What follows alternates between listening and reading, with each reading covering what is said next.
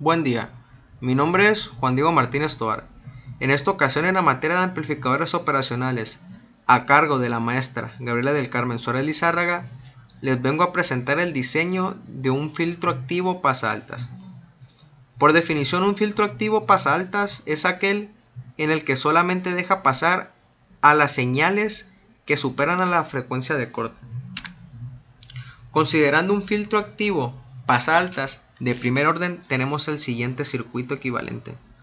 La diferencia entre un circuito o entre un filtro pasa altas y uno pasa bajas es que en el filtro pasa altas la señal de entrada a la terminal no inversora se obtiene a través de la resistencia, mientras que en el pasa baja se obtiene a través del capacitor.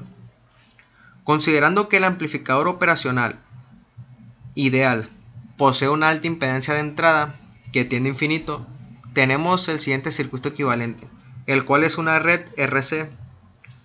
Bien, debido a que nos encontramos en el dominio de corrientes invariantes en el tiempo, en este caso una corriente alterna, tenemos una reactancia capacitiva en el capacitor, el cual actúa como una resistencia, debido a que sus unidades son en ohms.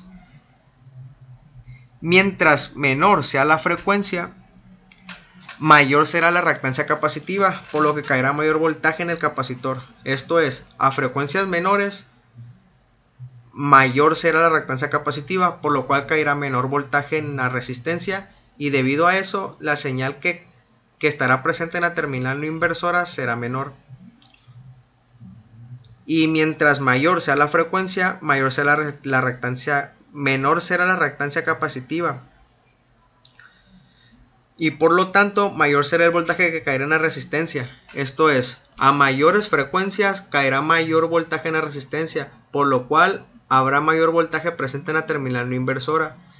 Y a la salida tendremos una señal con una mayor amplitud. Bien, entrando en detalle al diseño, tenemos lo siguiente.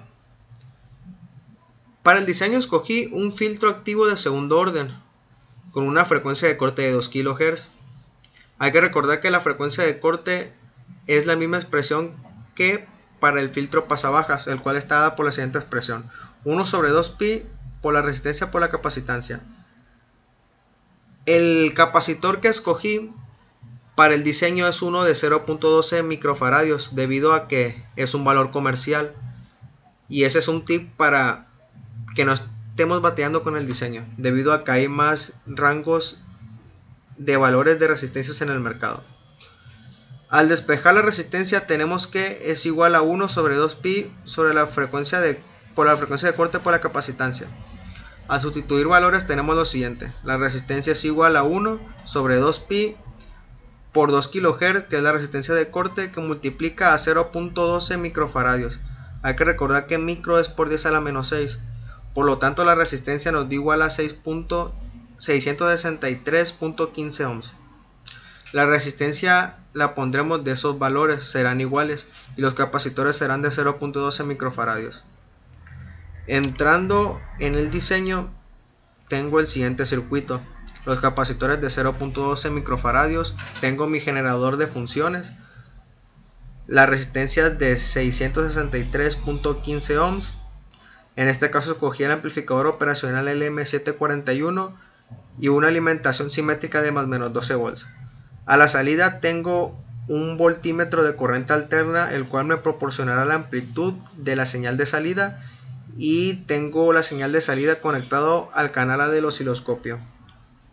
Hay que recordar que la frecuencia de corte es de 2 kHz, por lo tanto solamente dejará pasar a las frecuencias superiores a 2 kHz. Corriendo la simulación tenemos lo siguiente: en el generador de funciones tenemos una frecuencia de 5.20 kHz a una amplitud de 6 volt pico pico, por lo cual a la salida tenemos 1.85 volts. Bien, al variar la frecuencia la vamos aumentando a 6 kHz, tenemos 1.9 volts. Al aumentarla a 10.1 kHz tenemos aproximadamente 2 volts. Mientras aumentamos la frecuencia, mayor será la reactancia capacitiva, por lo tanto caerá mayor voltaje en la resistencia, debido a que siempre se mantiene fija.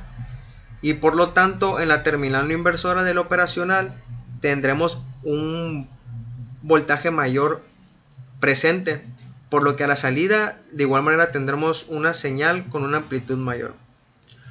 Bien, hay que ponerla a 2 kHz. Ahí está, 2 kHz.